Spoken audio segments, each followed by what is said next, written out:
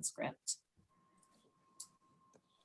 DU Grand Challenges is a family of programs that brings together community and university change makers to take collaborative action to address complex public problems. So this event is part of a series of forums to identify aspirations for advancing deliberation and action for the public good in our communities. Here's what you can expect. We'll have 4 brief lightning talks from community and university members who've been tackling grand challenges through collective impact projects. These illuminating, impactful talks are designed to get us all thinking and ready to engage with one another from our diverse perspectives. We'll then have a chance for a few questions for the speakers. You can share your questions via the Q&A function. And then it'll be your turn. We'll transition to breakout rooms. Each breakout room will have a facilitator to help us connect, dialogue, and explore shared aspirations for collaborative action. So before we hear from today's speakers, I want to make an important acknowledgement. We acknowledge that though we are not together in person today, we are connected by the university and the land it sits upon. The Cheyenne and Arapaho are the original stewards of that land, and we wish to acknowledge their sacrifices and hardships, as well as all of the other indigenous tribes and nations who call Colorado home. We are grateful for the work of the staff across the university who made this forum possible, including IT staff who make connecting virtually possible, and facilities and custodial staff who work to ensure we are safe when we come to campus. I'm also delighted to acknowledge our outstanding collaborator for this forum, DU Dialogues, my fabulous colleague, DU Dialogues Program Manager, Netta Kikia, will offer closing reflections for us. And we're about to get started. So first, I will introduce the speakers. We will move from speaker to speaker without interruption. So first, we're going to hear from 2 speakers who have been working together through DU GC's migration cohort, Meg Segaria Barrett and Amina Boyad.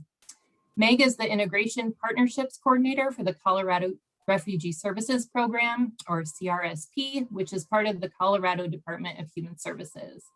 CRSP is the state agency designated to lead refugee resettlement in Colorado.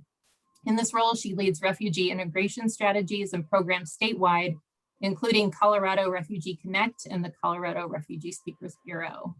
Amina is a Colorado native and first-generation master's student in the higher education program. She serves as the graduate coordinator for DU Dialogues and is a graduate assistant at the Center for Multicultural Engagement and Inclusion at MSU Denver. Then we'll hear from 2 speakers who are collaborating through a community campus partnership in which the DUGC Urban Sustainability Cohort is involved. First, we'll hear from Denver and Valverde neighborhood native Yvonne Lopez. After more than 25 years of service, Yvonne retired as an HR specialist with the City and County of Denver's Department of Public Safety at the end of 2019. She currently works in several capacities with the Valverde Neighborhood Association. Elizabeth Walsh will offer our final talk. Elizabeth is the program coordinator for the DUGC Urban Sustainability Cohort. She's a community engaged scholar whose research, teaching, and service focuses on civic engagement in urban and regional planning processes, environmental justice, and regenerative design and development. So please join me in welcoming Meg with our first talk.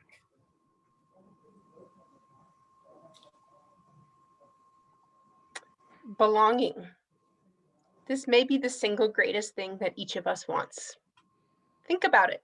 What does it feel like for you when you truly belong somewhere? And what does it feel like to not belong? I think that's a feeling we all know as well.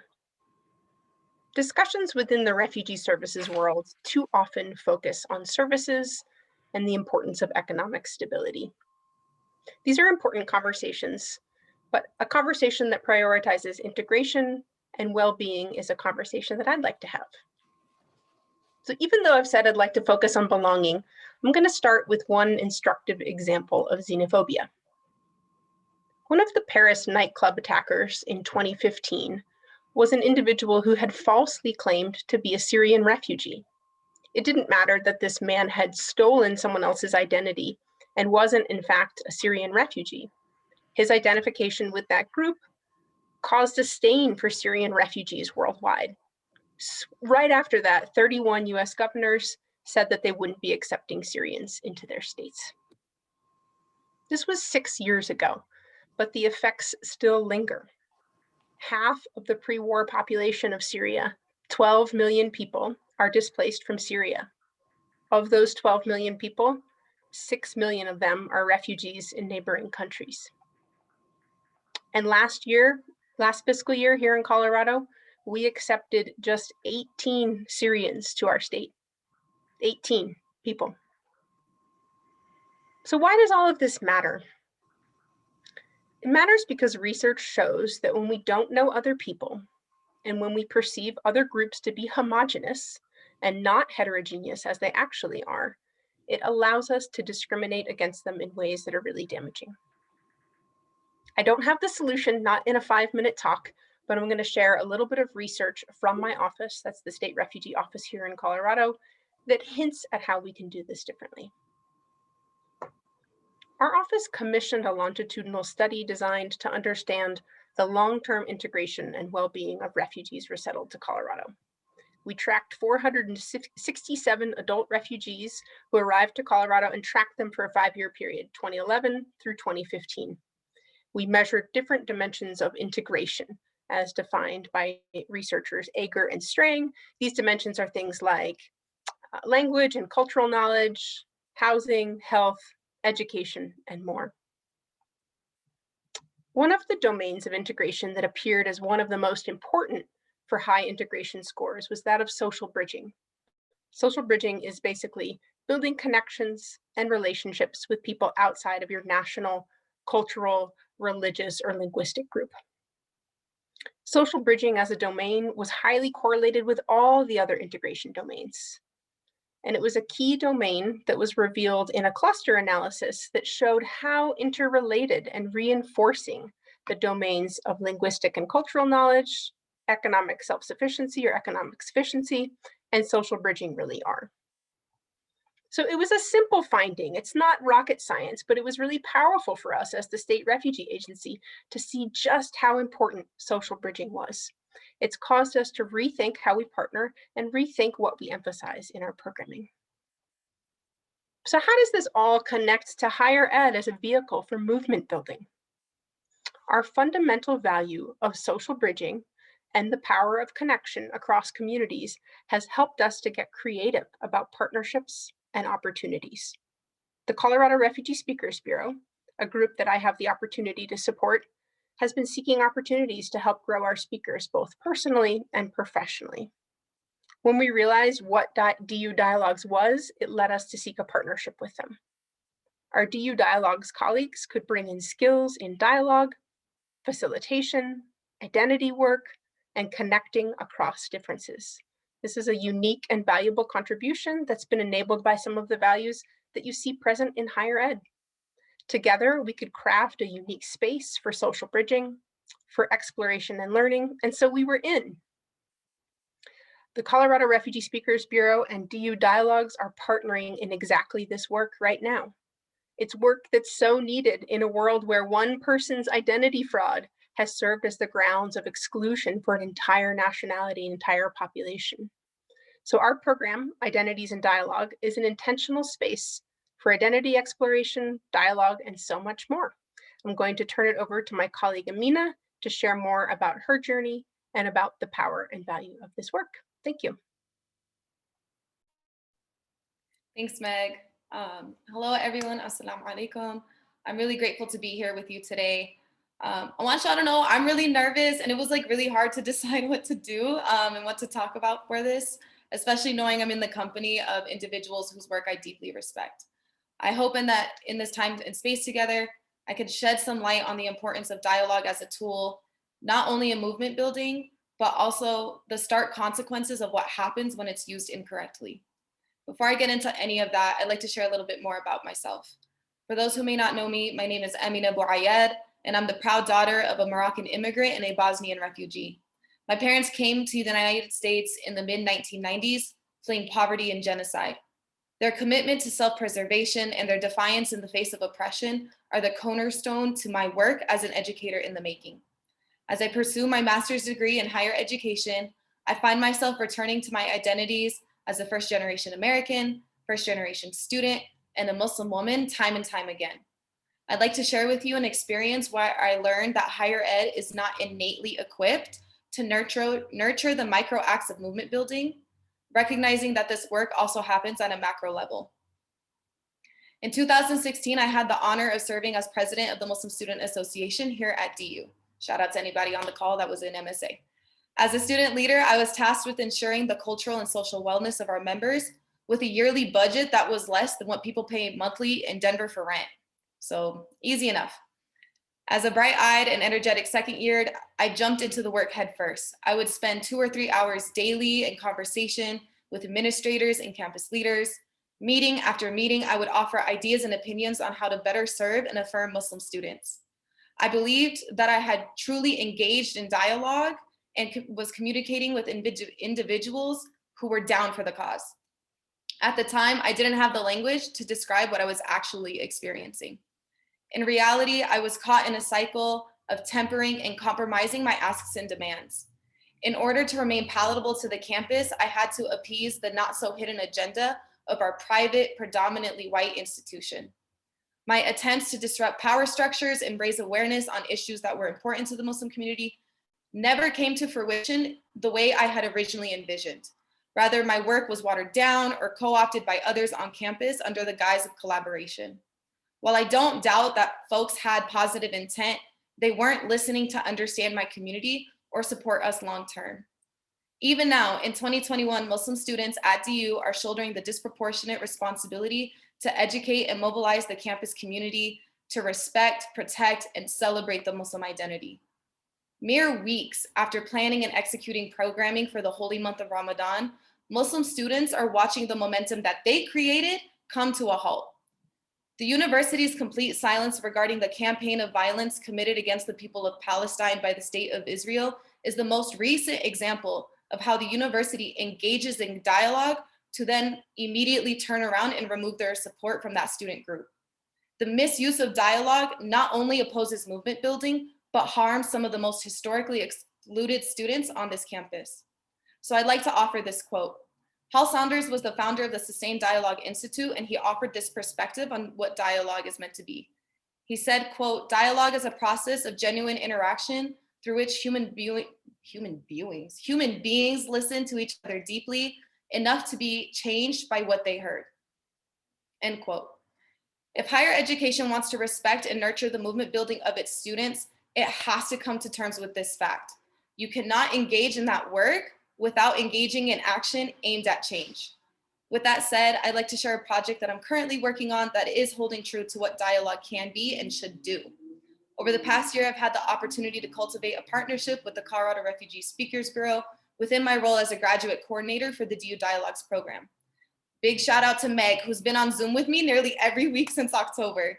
As Meg mentioned, this partnership is taking on the question of how might we take collaborative action on issues in our communities. We created our answer in the form of the Identities and Dialogue cohort. This cohort is made up of undergraduate and graduate students from DU, as well as members from CRSB. They are engaging in a dialogue series meant to support relationships and reflection. We began with the end in mind and created a space that would nurture connections across difference and increase understanding and collaboration across identities.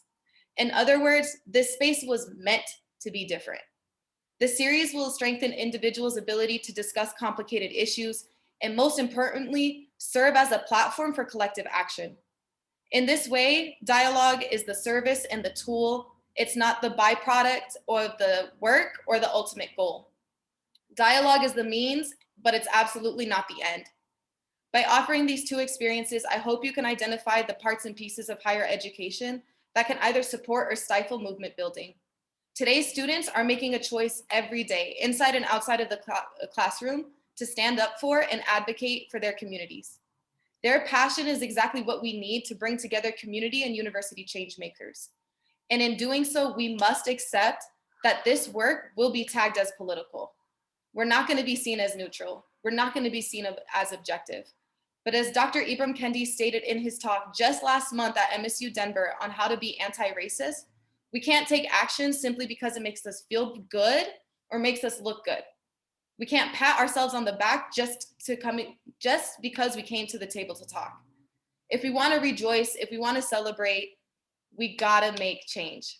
So I ask you to consider what kind of movement you are trying to build, for who and for why. I ask you to imagine what's possible for community and university collaborations when the specific goal of creating change and liberating individuals is at the center of your work. Ask yourself what it means to see the fullness of a person, their experiences, and their identities, and what it means to serve them and act on their behalf. Thanks, y'all. I will now pass it off to our next panelist, Yvonne.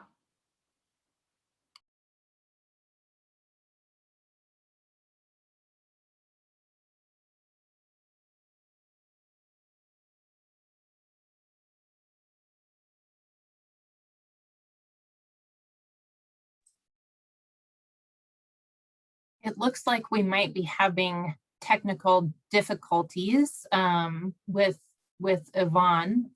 So we'll work to troubleshoot that. And in the meantime, have Elizabeth Walsh speak.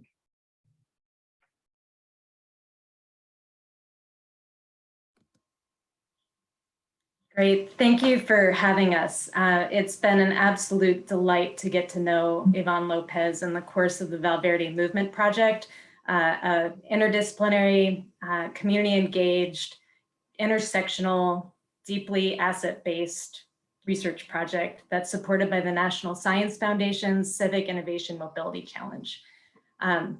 Yvonne is on the community side. She's grew up in the Valverde neighborhood, the project's name, the Valverde Movement Project, where her mom was an organizer. And she'll share a little bit about the story of her mom and what she learned from social movement building with her.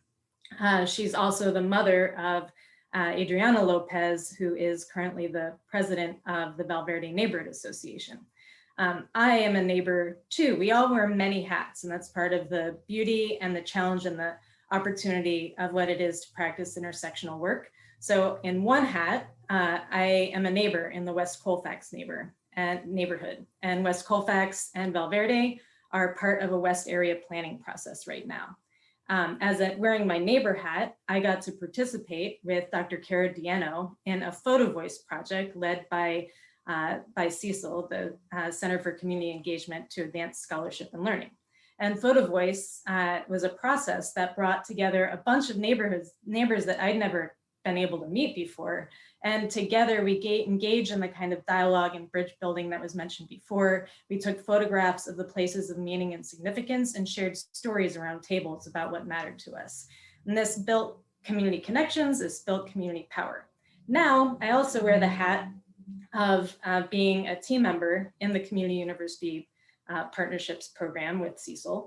I am the project coordinator with the DU Grand Challenges Urban Sustainability Cohort, of which this Valverde Movement Project is part. And in that hat, I get to wear my hat as a PhD researcher focused on community engagement and community and regional planning. And this partnership came about because of a lot of relationships that were built over a long period of time with many different partners. So there was a foundation of trust and deeper listening that began. And that is really the secret that when Yvonne is able to talk about what she learned from her mom's organizing capacity, we really are founded in everyday interactions that cultivate trust, everyday interactions that cultivate systems awareness, especially living systems awareness of what gives us life, awareness of what fills us with vitality, and awareness of when there are structures of oppression that are in the way from each of us getting to live into our full capacity. So those kinds of awareness and that kind of power, sometimes higher education does not build that, but sometimes it does. And we heard that from those beautiful reflections that we just had. There's great potential, but there's also room for abuse. There's also room for talking without an actual coming to dialogue with mutual vulnerability and a willingness to be transformed, to be moved, and to be ready to act. And the Valverde Movement Project is named the Valverde Movement Project, not just because we're working to improve mobility systems. Like if you know Valverde, and I probably should have had an image to share with you, but Valverde is a neighborhood that is only 3 miles from the center of downtown, the center of community life and commerce and the capital, yet it is bordered on all sides by really intense highways, and it has a history of redlining that has left structural disinvestment over the years. And that redlining made it vulnerable to the highway development around it. So in the past, we've had these infrastructure investments that eroded community health and wealth. The Valverde Movement Project is a diverse group of over 28 partners, including the Valverde Neighborhood Association, DU, and CU Denver.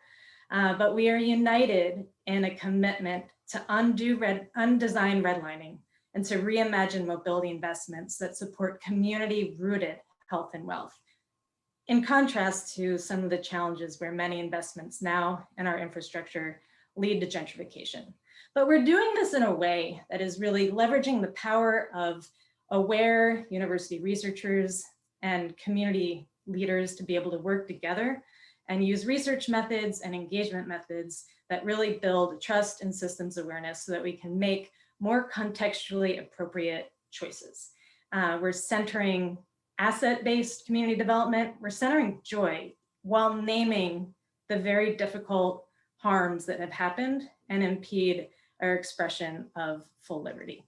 To give you a taste of what that feels like, and before Avon takes the floor, I would love to share with you a 3-minute video of Valverde Movement Fest.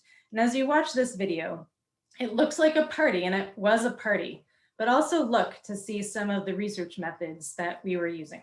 So you're going to see when we jump in, you're gonna see people gathered around a really large, beautiful map. In that map, people are sharing what they love about Valverde and what is contributing to their well-being, but they're also sharing places that could be improved and that there are challenges. And one of the things that we learned from this asset map was that half of the red dots of things that people were concerned about involved threats to life via traffic safety and gun violence. What we saw that people loved were parks and open spaces, schools, even though there's no school in the boundary. But we had real conversations where people connected with each other and shared stories. Then we had a storyline, and the storyline showed some of what has happened in infrastructural racism, but it also lifted up the community's stories of vitality, including stories of the Chicana movement, of which Yvonne's mom was a big part, as well as stories of the founding of the Valverde Neighborhood Association, which her daughter is now president of, and including some really beautiful story cards that tell stories of lifting up the who's and the what's and the where's that make Valverde Valverde. And Yvonne shared some really powerful stories there that help people know Valverde as a place of strength and resilience, not just a place that has experienced a lot of harm. So it's really powerful foundation there. And then we had story circles where people gathered around and shared what makes Valverde Valverde. And we did this in a COVID-safe way after a pandemic of great isolation. And we're able to create relationships and allow people to be moved by each other.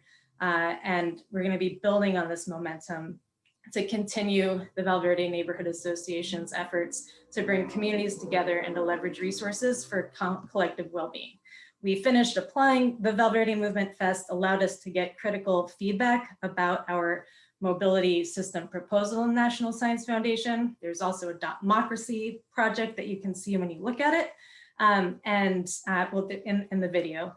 But that allowed people to say, what kind of mobility investments would we really want? What would make a real big difference in our daily lives? So without further ado, would love to share the screen, and actually, let me make sure I've got the right place open.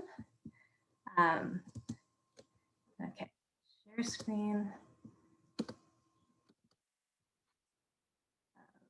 Oops, I didn't get the full thing. Hold on.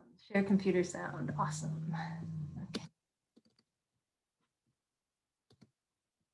All right, here we go. Welcome to our joy-centered Valverde.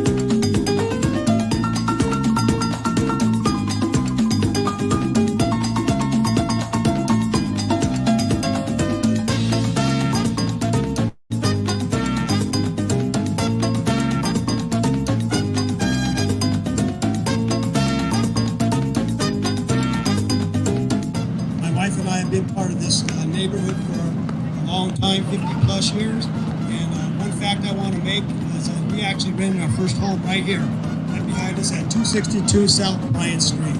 So it's been, it's been really nice living in this neighborhood. We're really proud to be residents of this neighborhood.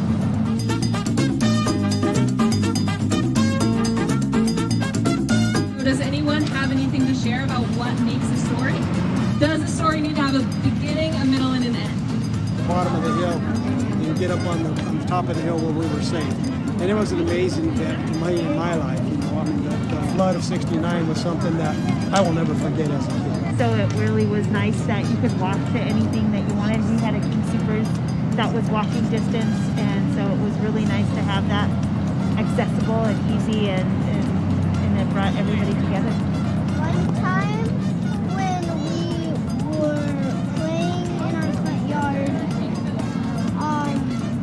our dog ran out the door. An image that resonated with me was also the parks and how the youth were able to run around and get lost but not feel in danger or anything like that, and they still felt safe being in the community.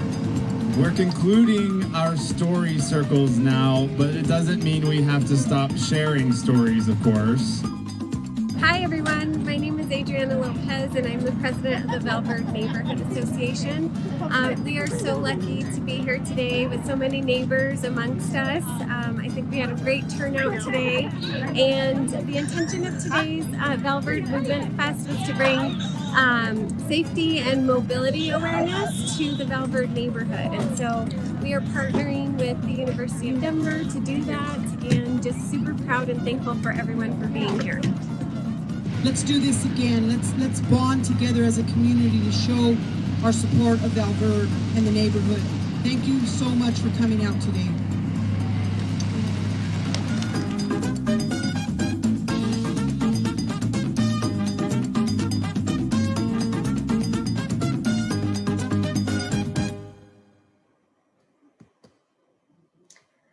Thanks for joining me and listening to the recording of that celebration. What's not seen there are the over 100 conversations with 28 different partners across the city and the region, the partners that we have at the City of Denver, the partners that we have with the Denver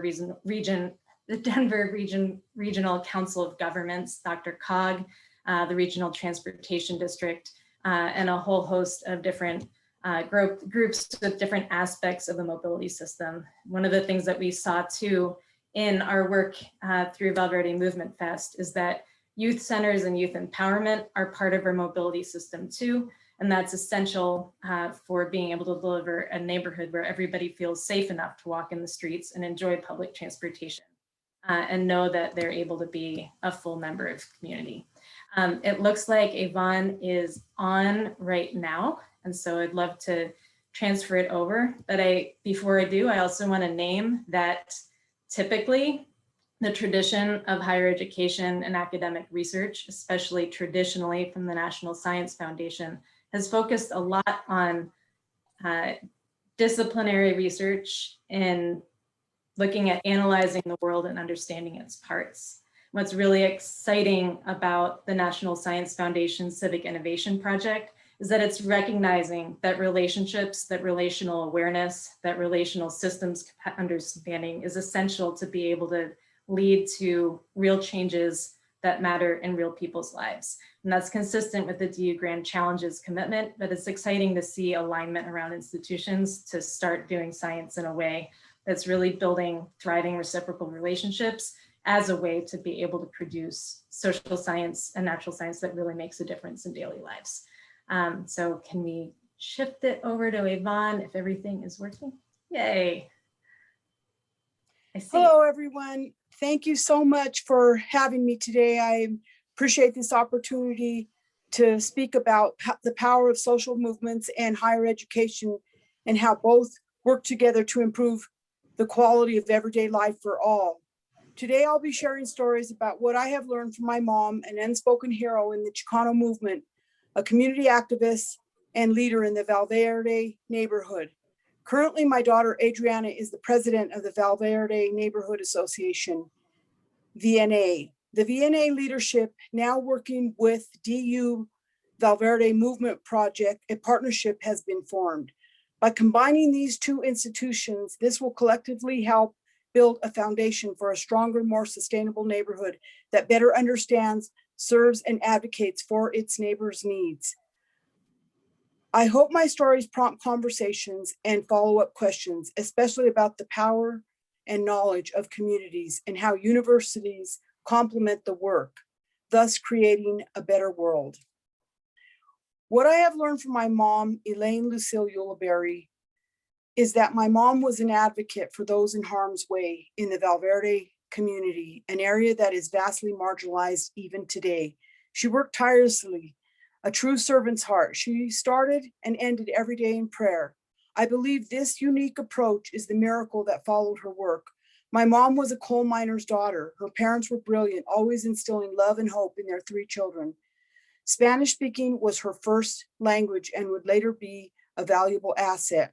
After her mother passed away, her father was devastated and could no longer care for them. My mom became an orphan at an early age and forced to tap into her native survival skills. And like her father, she played the piano and the guitar, often entertaining family and friends. Kiddingly, she described this as sing for your supper. Instead of being married off, she was invited by her auntie to move to Denver. And soon thereafter, she met my dad after he came home from the war. They purchased their first home with $1 down, another miracle. With her faith and can-do answers, she rose to the many challenges in Valverde by building a stronger commitment to community. She and my dad opened their home, using food as an offering. She would make delicious Mexican food for neighbors, offering rides and prayers. My parents were poor, but gave all they had. And it was in this relentless giving that helped shape networking and gain trust. Through these actions, it was her way of saying, I am approachable and I will listen.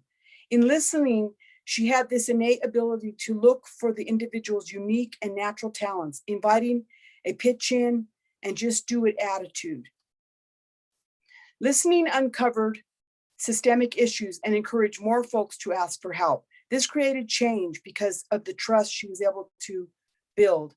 She was willing to lean into uncomfortable situations, inspiring others to follow. Whether good or bad, she had your back. Being bilingual, she had the gift of gab, the art of delegation, and no problem asking or telling you what to do. It was more of vol and told. This prominent issue stemmed from discrimination such as housing, redlining, domestic violence, as in those days it was widely accepted. Removing children from their homes because they did not understand the financial disparity or our culture.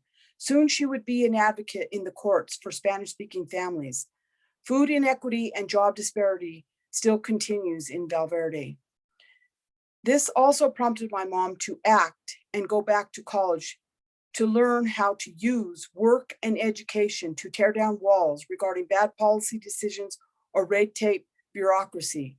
I could still hear her say, Hita, the system, they don't understand the poor people's struggle or our rich history, our religion. So how can they understand the cultural needs? She knew higher education was necessary to counterattack racism and inequity. Through word of mouth regarding her simple approach, listen, look, and learn, she was soon contacted by Dr. Kluger, a mental health therapist who invited her to help launch and shape a mental health center that would serve the Latino population. Servicios de la Raza was the name they picked, as the name was indicative of the kind of free work that would be done. Collectively, the needs were identified and related unto the work she did in the Valverde community at the Southwest Community Center, which helped shape Servicios de la Raza and embodies the phrase, for the people and by the people. What I have learned from my daughter, Adriana Lopez, after my precious mom's passing, my daughter Adriana was able to buy my mom's home in Valverde. Yay! To keep it in the family, which is so special to me.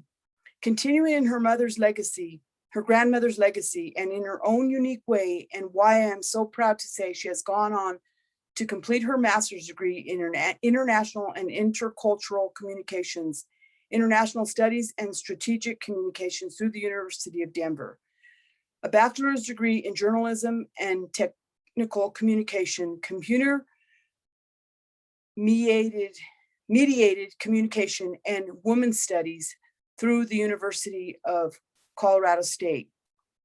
When COVID-19 hit the Valverde neighborhood, it was hit much harder than that of any other neighborhood in Denver, prompting her to act.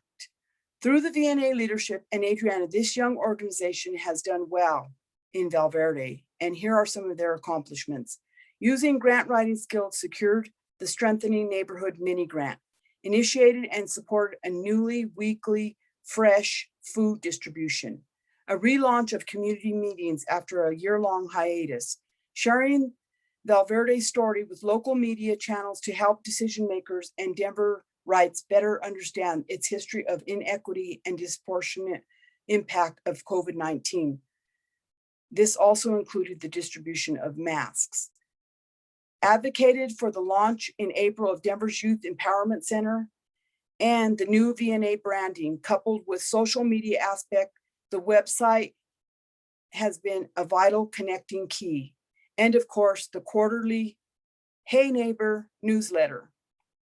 What I have learned from the Valverde Movement Project. VNA partnered with DU and CU Denver on the Valverde Movement Project with the goal of unsigning, redlining, and reimagining mobility for Valverde, bringing higher education and VNA organizing together created a powerful dynamic. Together, they hosted the Valverde Movement Fest, a COVID-safe community event that brought over 100 neighbors together to celebrate Valverde.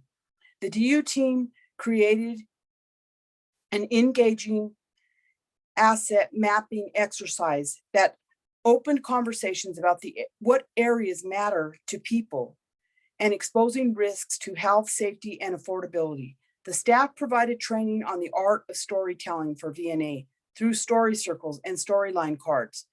The storytelling exercise added value, helping neighbors to build their stories using their words in a vibrant way that showcased the strengths and resiliency in the neighborhood. Free Mexican food and dance for entertaining was provided, and using the sign-in sheets allowed a way for follow-up with the neighborhood. The storytelling card aspect prompted me to tell my mom's story of courage to take huge risks and take the blame attitude if it fails. It starts with strong faith in God and an unwavering love. The Valverde neighborhood strength, agility, and resilience still thrive because, like my mom, they are willing to dream of a better future, network, and recognize the need to expand VNA. Our family's roots in Valverde are over 60 years.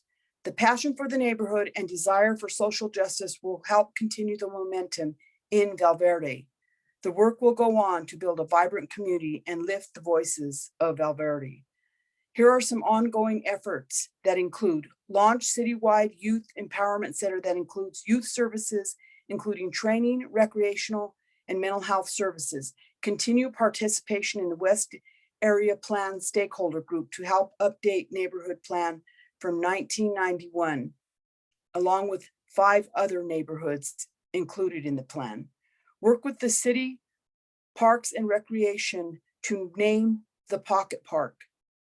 We will continue to build off the momentum of the Valverde Movement Fest, partnering with DU to continue more storytelling, expanding our neighborhood storylines. This summer, there are talks of pop-up versions of the Valverde Movement Project. Key to our collective success so far is the ability to listen, look, and learn, just like my mom did. As this develops trust, system awareness, and collective power all along the way. Listening and a willingness to share and tell stories is a way to capture the past and the here and now. And this is vital to every community and what matters most. Thank you, Elizabeth, for allowing me to be a part of this great endeavor. I'll hand it off back to you. Thank you so much, Yvonne. And thank you to all of our speakers. I'd like to introduce Neda Kikia to reflect and lead us into breakout rooms. Hello, yes, thank you again to all of our speakers and to all the people who show up. I always say this in the events, right, that I really do believe, and I heard this and I learned this early on, but that the world is changed by those who show up. So thank you for being here today. I have the momentous task, just like a huge task, of kind of pulling out some of the themes from our speakers that we heard here today. So I'm going to give some kind of reflections, thoughts, pulling in some of the highlights from their talks, and then get you in those breakout rooms. So for looking at these pieces, when we look at the larger question of the role of higher education movement building, right? Is there a role? What does that look like? Knowing that institutions try to engage communities, whether or not they do that successfully is another conversation. But again, when we talk about movements, right? What does movement even look like? What does movement even mean? I think all of these are really important questions. Some of the pieces that I heard from our speakers already today were a few themes and a few tools. What I'll start with is this idea of belonging that Meg touched on really early on, right? Basically, how do we change the conversation from not only the services and economic stability of organizations, not organizations, of people and communities, right? How do we change that conversation from how do we serve in their economic stability to prioritizing integration and well-being, right? Knowing that education, knowing that knowledge, knowing that action happens in community and from community, and that a higher ed degree can only take you so far. But that doesn't mark, that doesn't legitimize, nor does it define what does it mean to be a movement builder.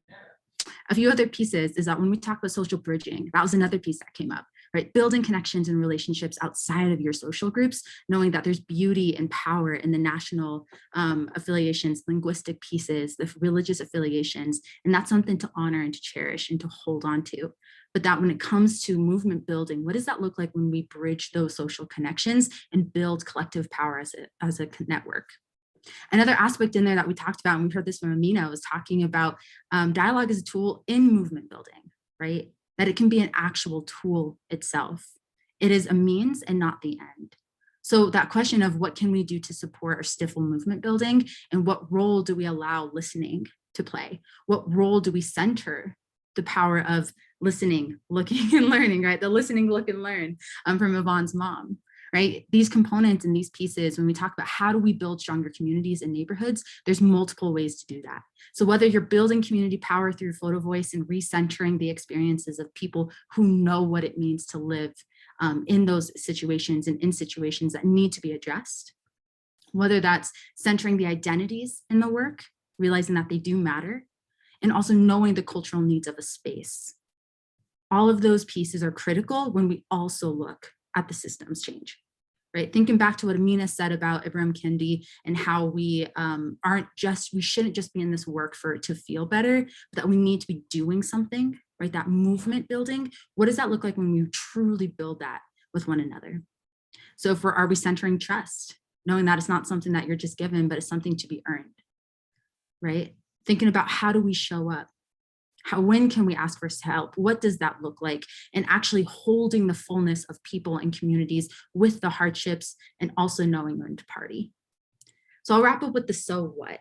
This is a question I love to center and love to come back to, right? It's the rethinking how we partner and how do we administer services.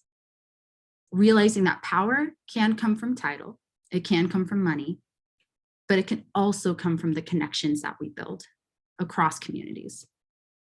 So we can't, again, just stop at the talking and making ourselves feel better and patting ourselves on the back for engaging communities, but actually listening, actually acting in a way that shows that we built something together in collaboration and not just got feedback on a perspective or on a project that we already had planned. The questions to ask that I thought were so beautiful that many of our speakers highlighted today is asking for who, for what? What is your why? Why are you even doing this? And who is at the center of your work?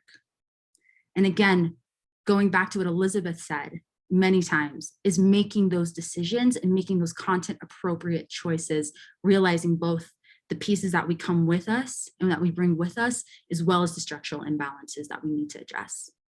So as we name that harm, right, that impede full liberation, going back to what Elizabeth said, we also need to celebrate joy and life. So as we continue these legacies that I think Yvonne mentioned there a little bit ago, it's that the fight is still there, right? It just looks different. So the tools must adapt and the tools must change. And so what role does that look like when we're using higher ed or using those resources in various ways to recenter and to actually build something with people? So I'll wrap up with saying that, again, we need to know, and this is something that actually my supervisor says often and that I have internalized from this, right, is that we need to know the people before we go there with the issues. So what does that actually look like to build trust, build relationships, knowing that in relationship and with that trust is when we can make equitable change that actually impacts people's lived experiences in their lives. So thank you all for all of the sentiments and all of the pieces you've shared here today, from the DU Dialogues program with CRSB, the Colorado Refugee Speakers Bureau, to the Valverde Movement Project. There is power in what does it look like to recenter the people that we say that we care for and that we say that we serve. So I encourage you all, especially as we move to breakout rooms, to really be thinking about what is your role in all of this, because we all have one. It's a matter of how do we use it and what do we do about it.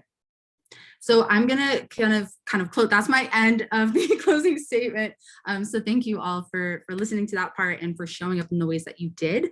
I hope that you'll continue to listen to one another in these breakout spaces and be thinking about what does this mean for you and your work moving forward. So I'm gonna quickly go over a few details for the breakout spaces and then hand it back to Katie for any final pieces, and then we'll get you all talking to one another. So really quick, as we head into those breakout rooms, we are now going to move into them to connect in small groups. This is something very typical that Grand Challenges forums try to do, right? Is that in person, when we were able to gather, a huge part of that was being able to authentically kind of connect with other people, right? So that would traditionally be kind of moving around the room and just kind of vibing and talking with folks, meeting new people as if we were together in person. So this is another version of how we're going to do that, is getting people into small groups. So in a moment, we'll break you up here. We'll still do this virtually as best we can. So in each of those rooms, you'll have a facilitator who has a few prompts to get the conversation going. And of course, the group doesn't have to follow those prompts, right? They're just there to kind of support the process. So just let that kind of flow and bubble up as it does. But what is most important to kind of bring people together and to center on is that we're just creating an opportunity to connect, right? To reflect and to see if there's any kind of generative pieces that come out of that. But if there's not a generative piece that comes out of that, I think being able to sit, reflect, and process is also an important piece, as you all, hopefully, not hopefully, I think it's like I expect to see what you come and what you do out of this event. So as you take that back into your work. So please be mindful that to make dialogue or to make these conversations possible, we have a few guidelines that we have and that we recommend for people to follow. In dialogue work, we talk about them as our kind of ground rules, right? Or our community agreements, or whatever the wording is. The goal of them are to basically be very clear of how we're going to show up for one another and what we need to be able to build the conversation from there, right? If we don't talk about how we engage with one another, how can we hold each other accountable to it? So the ones that we have for you all today are one speaker at a time, right? The clear piece of, especially with Zoom and the clunkiness of Zoom, being able to just have one person go at a time, and we'll kind of navigate the tech aspects of that if there's any internet lagging. But that goal, since it's not as easy to vibe online. Another piece is to share and increase understanding and invite others in to the conversation. Listen to understand, and of course listen harder when you disagree, right? A huge piece of dialogue that we talk about is the goal is not to agree on pieces. You actually don't have to, right? We're not trying to reach consensus, because there's not a consensus always when it comes to our lived experiences, right? It's always going to be different. So instead of trying to reach that kind of neutral space or consensus space, let's hold the differences exactly as they are and move forward and kind of move through them, knowing that it's okay to disagree. It's the way that we kind of interact with each other from there. Of course, speak from your own personal experiences, right? Hopefully nobody will ask you to be a representative of any group. So don't feel like you have to, right? Just speak from your experiences as they are enough. And on the same kind of vibe and same kind of line, please do avoid generalizing. I always say in dialogue work, if you're generalizing, you're lying to me, is what I would say to my students, because obviously not everyone has the same experiences. And so by saying statements like everyone experiences blank, or all people know how to engage community, or no one knows how to engage community, right? Avoid those generalizations because they're not fully true. The last two that I have is be attentive to what space you're taking up. Again, try to recenter the stories that we don't typically hear, the narratives that we don't typically hear, and take a step back, right? Or maybe move a little bit back, allow the space for someone else to move into that if you come from a background or experience that is common, right? Quote unquote common, as in like takes up a lot of space in our everyday consciousness as a society. And the last piece is that if you encounter any kind of unfamiliar words or jargon or like acronyms, we joke about this in our offices like alphabet soup, just ask for clarification when you need it. Let's make sure that we're on the same page there, as well as if you are going to use those, try to just clarify from the beginning so folks don't have to ask. But aside from that, you in your breakout rooms can decide with you as a collective if you need any other norms. So I'm going to stop talking to give the space for you all to connect. But again, what I'll say on my end is that it was really powerful to hear from our speakers today. And I do look forward to seeing the ways that you continue to do this work and bring elements into this and to your spaces. So Katie, any pieces that you might add before we break up? No, Netta, that's perfect. Thank you so much. And thanks again to our speakers. We'll move into breakouts.